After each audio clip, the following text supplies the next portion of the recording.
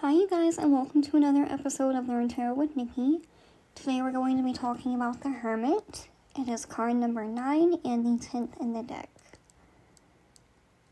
So typically you're going to see an older man standing alone on top of a mountain or some type of hill to represent elevation, right? And he's kind of dressed down. He's wearing like this dishwater gray colored robe, symbolizing humility and simplicity. He's holding a lantern and a staff on his journey. It's pretty cut and dry. Like, the thing that I like about this card is it's one of those very few cards in the deck, in my opinion, that even someone that doesn't even know what tarot is, they can kind of understand the overall gist of this card. You know what I mean? It's very obvious that this is a hermit type man on a spiritual journey, not really concerned with anyone or anything else. So I like it for that reason. So obviously the lantern represents the hermit's inner light, wisdom, and the search for truth, illuminating his own path, offering light to others, seeking guidance. Also, with a lantern, you can only see so far ahead of you. It's not going to illuminate your path that much. So I interpret this as Spirit and God telling you to trust the divine, basically. Walking by faith and not by sight type thing. The staff is a symbol of authority and power. But in his case, it also represents his stability within his spiritual journey and him being supported by the divine as he takes on this path of self-discovery.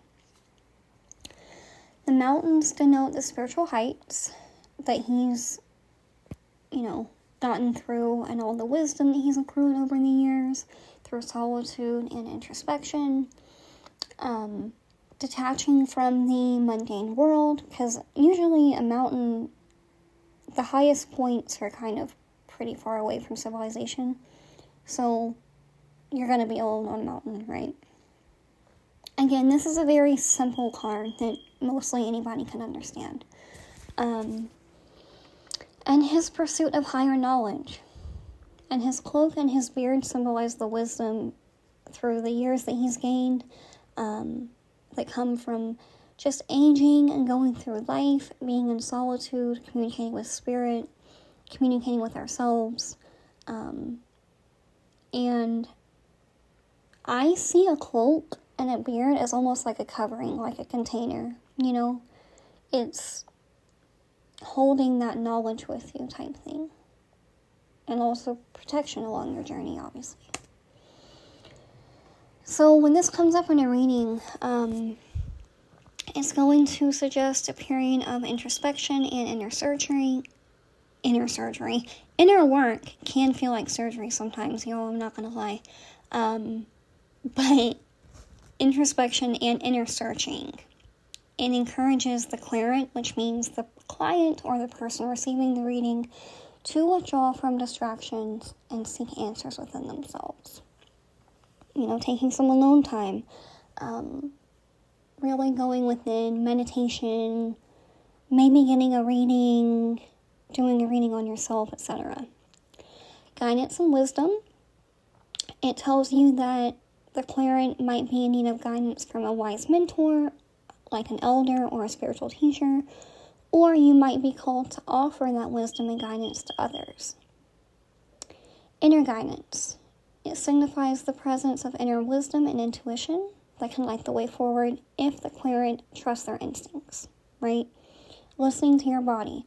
I've said this before and I'll say it again. Our intuition has kept us alive for thousands and millions of years. You are here breathing because at some point in time your ancestors listened to their body, listened to their intuition, and didn't go down that road. Or they didn't choose to join that tribe, or they didn't eat those berries in the forest, because if they died, your lineage would not be here. So we all have that inner compass and inner guidance that lives within us. It's just a matter of listening to it.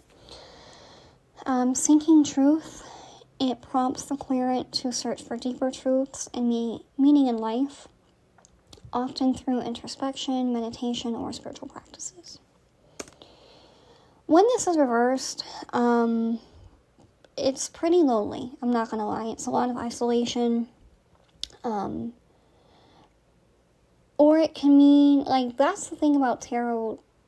Everything is on a spectrum. So, it can be isolation that is not going to help you, if that makes sense. Like, there's a healthy form of isolation and a not healthy form of isolation. And this is suggesting the latter. Maybe you're resistant to guidance. You're not really accepting the knowledge that spirit or your teachers are trying to give you. You might be stubborn in seeking advice. Maybe you're embarrassed. Maybe you have wounds regarding receiving help or even asking for help when you need to. Hiding, not wanting that light to be shown on you, not shining your light, isolating, dimming your light, ignoring your intuition. It can also mean that the clairant is feeling lonely, disconnected from others, either by choice or circumstances. So, classically, it's associated with the sign of Virgo. This is because Virgos are very analytical, they're very detail-oriented, and they are major perfectionists. I love Virgos, but y'all get on my nerves sometimes. The Hermit is also associated with Saturn. I know that Virgo is not ruled by Saturn, it's ruled by Mercury, but, Saturn does embody that older, masculine, spiritual hermit type vibe because it governs discipline, responsibility, and self-mastery. So it's going to emphasize the importance of being mature, gaining wisdom through experience, and the passage of time. Okay, so long story short, this card embodies the journey of self-discovery, inner wisdom, and spiritual enlightenment through solitude and introspection. It's always going to encourage you to go inward for answers first, trust your intuition, and if you really are stuck, then to go to trustworthy elders or spiritual mentors for help. And when it's reversed, it's going to suggest that something is off balance. Maybe you're being too isolating towards yourself, or you are not taking alone time for yourself. I know that can be kind of confusing. This is where the education, quote-unquote, of tarot kind of goes out the window, and your intuition has to fill in the gaps. A lot of it's going to depend on the cards that are around the Hermit. But regardless, it's a pretty spiritual and deep card. I love it when this card comes up upright. It's kind of like spirit giving you a pat on your back for your journey and all of that. Not super long or complicated today. But if you guys need a reading, the link is going to be in my description. And you'll also find a link to my ebook for new witches. Part 2 is coming. It's going to focus a lot more on tarot and divination and chakras. So I'm very excited. It's also going to correspond with each of these YouTube videos. So everything is kind of coming together gradually. I'm not rushing it. But I am enjoying this little series I decided to do with Spirit's blessing. And I will talk to y'all soon.